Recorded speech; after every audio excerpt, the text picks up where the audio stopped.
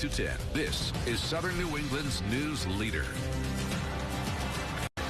Victory in New Hampshire for Bernie Sanders and for Donald Trump. A complete recap of the primary results. Plus, you'll hear from some Rhode Islanders who traveled to the Granite State. And that's not all we have in the news for you. This Wednesday morning, 10th of February, Rhode Island House lawmakers are preparing to discuss the governor's controversial truck toll plan. Yep, and the man who police say killed a woman inside of her apartment is expected to be arraigned on murder charges later today. Those stories and much more. It is 4:30 in the morning on this Wednesday, February the 10th. Good morning. Day after the New Hampshire primary. Boy, do we have election results. Lots of other stuff, too. Yes. Because we know you're up early, because you're either headed home after third shift or getting ready for first shift. So let's set you up for the day. We got Kerry Corrado on the job in Providence with one of the day's top news stories. Molly O'Brien's here with the Wednesday morning commute situation right after Kelly Love talks about the weather. Good morning, Kelly. Hey, good morning. Allison, Frank? All right, Decision 2016 news this morning. Decisive victories, you could say, for Democrat Bernie Sanders and Republican Donald Trump in the New Hampshire primary. Sanders thanked his supporters and had strong words on what this primary win means. And that is that the government of our great country belongs to all of the people and not just a handful of wealthy campaign contributors and their super PACs.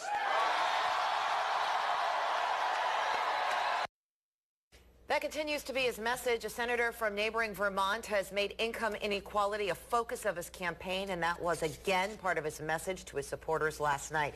Here's a breakdown for you of the numbers on the Democratic side, according to NBC News, that is. Bernie Sanders had 60% of the vote. Hillary Clinton walked away with 38%. And on the Republican side, the race was much closer, but Donald Trump proved to be victorious. Ohio Governor John Kasich came in second. Trump had some colorful comments following his win.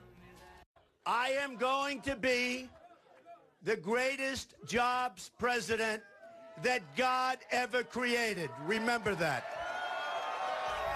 Following the primary results, New Jersey Governor Chris Christie announced he'll be returning to his home state to consider the future of his campaign. Once the results are final, Christie came in a distant sixth. Here's a breakdown of the top five on the Republican side.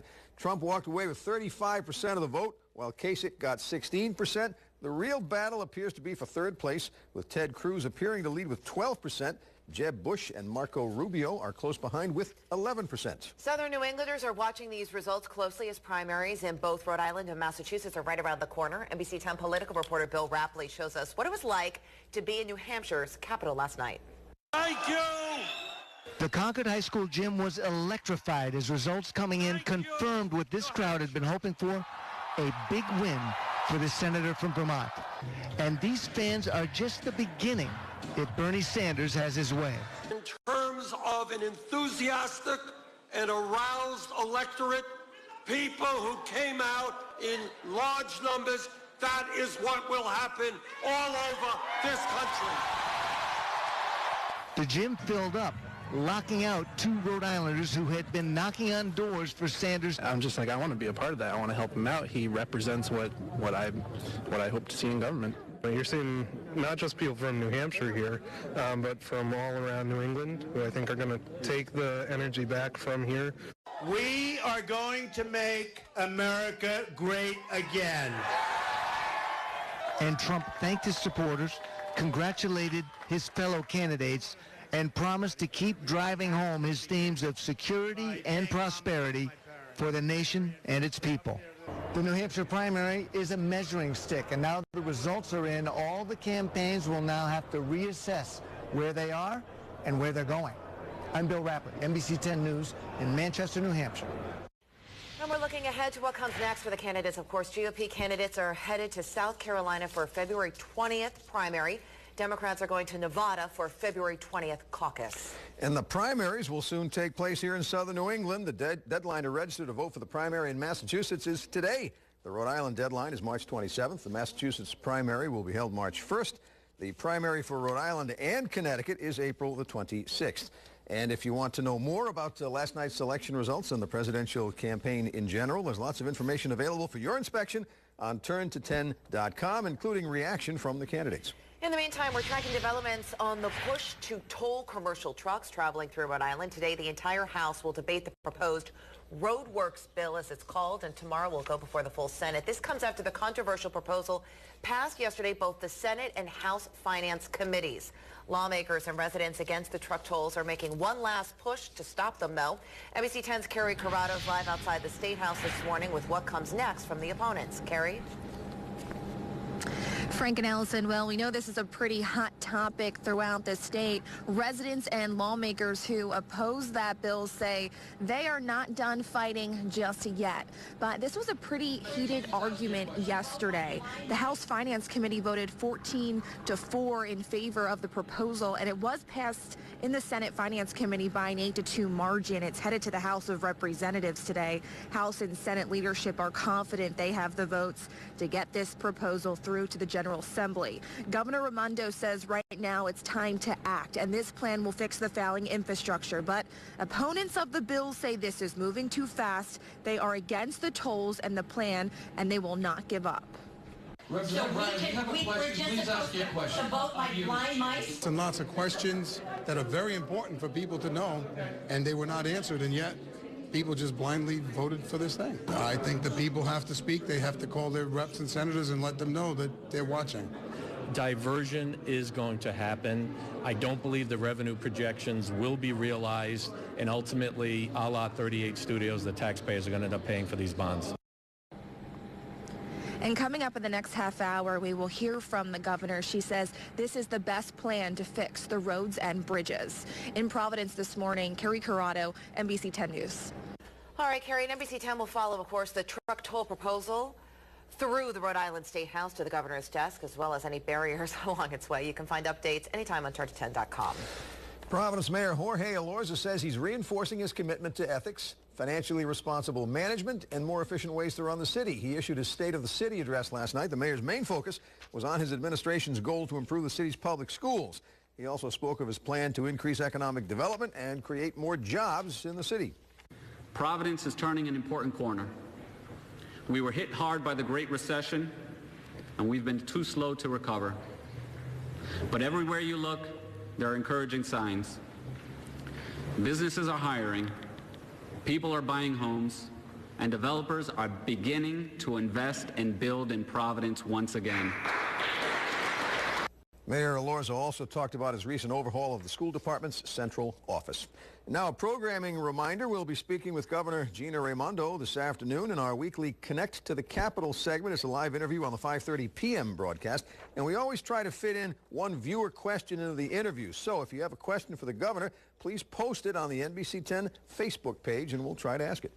The MBTA officer known for his involvement in a shootout with the Boston Marathon bombers is retiring. Richard Donahue Jr. was in a gun battle with the two suspects in Watertown in 2013. It's believed he was hit by friendly fire, then nearly died when the bullet severed a major artery. He returned to the force last year, but Donahue says his injuries are making it impossible for him to perform his job at 100%. A driver is hospitalized with serious injuries after a crash occurred in Taunton. The crash happened last night on Myrick Street. Police tell us speed was a factor and that the car rolled over at least 4 times and that the driver was ejected, thrown out through the back windshield. That driver was the only person in the car and had to be flown to the hospital. Tracking today, the man accused of killing a Providence woman last year is due to be arraigned on murder charges today. Police say 35-year-old Efrain Blanco killed 54-year-old Zenaida Pacheco in her apartment at Charles Gate East, which occurred last October. He has been held without bail since his arrest in November. It is 4:40 on this Wednesday morning. Coming up in the next bit of Sunrise, a warning to residents who don't clean up following snowstorms. Simply put, it could cost you. We'll also report on that cruise ship rocked by the severe weather last weekend. That ship's due back in port today. Kelly? And we're talking about more snow out there today. I'll have all the details on that coming up right after the break. Closed captioning on NBC 10 is brought to you by Cardi's Furniture and Mattresses. Nairobi presents Made in the USA sofas, love seats, and recliners from Lazy Boy. All right, city officials all across Rhode Island are reminding residents to clear their sidewalks following storms. A number of sidewalks remain unshoveled following snow on Monday. Many cities like Warwick have ordinances that put the responsibility on the citizens so that DPW workers can concentrate on areas around schools and public buildings instead. And if you don't clear the sidewalk, you could face a fine. Officials are also encouraging residents to help clear the areas around fire hydrants, specifically if they're on or near your property. So it's all about public safety. So we're looking for people to keep their sidewalks clear 12 hours after the storm. And it's primarily so that we don't have pedestrians in the street. Many fire departments do go around cleaning out fire hydrants, but say a helping hand can go a whole long way in case of an emergency. Turn to 10, of course, for updated Storm Team 10 forecasts anytime, following NBC 10 News on Twitter for new forecast details all day long. The news this morning, the Royal Caribbean cruise ship that was caught in a storm last weekend is scheduled to return to port this evening. Passengers aboard the Anthem of the Seas took these pictures showing damage on board the ship after a storm hit on Sunday. They reported howling winds and waves as high as 30 feet. Among the passengers is a couple from Cranston who told us they're fine. The ship's estimated time of arrival to Cape Liberty, New Jersey was last reported to be about 9 o'clock tonight. School officials in 2 area communities are on alert today after bomb threats were called in yesterday. Tiverton High School had to be evacuated. Warwick Vets High School was not. Police told everybody at Vets to shelter in place while they searched the school areas. Nothing suspicious was found in any building. Last week, Vets was evacuated after a similar threat. State police have traced that call and others to local schools back to Russia, but officials stress the investigation is still ongoing. A Warwick police officer is being called a hero this morning after saving a 93-year-old woman from a burning home. The fire started Saturday at a home located on Chatworth Avenue. Officer Scott Chantapuvong was the first to arrive on the scene. He says there was heavy smoke pouring out from the home, and the east side of the house was completely engulfed in flames. When he arrived on the scene and didn't see the woman who lived there waiting outside, that's when he jumped into action. She seemed a little confused, and like I said, she didn't realize that the house was on fire, but it was going. So we didn't have time to have a chat, so I just picked her up. Really? All right. Well, Warwick firefighters were also able to rescue the woman's cat, Mr. Ed, from the home. As for Chantapuvong, he does not credit himself as a hero and simply says he was in the right place at the right time doing the right thing. Providence City officials say they're telling the ACLU they'll stop enforcement of anti-panhandling rules in the city. The local American Civil Liberties Union chapter sent a letter to city officials 2 weeks ago asking for police to stop enforcement on panhandlers, especially the homeless. Well, yesterday, ACLU lawyers announced the city is going to stop the enforcement, citing infringement on First Amendment rights and harassment. The ACLU also says the city is going to terminate any pending prosecutions against panhandlers. The life-saving drug Narcan, which is used to reverse opioid overdoses, is now available at a lower cost here in Rhode Island.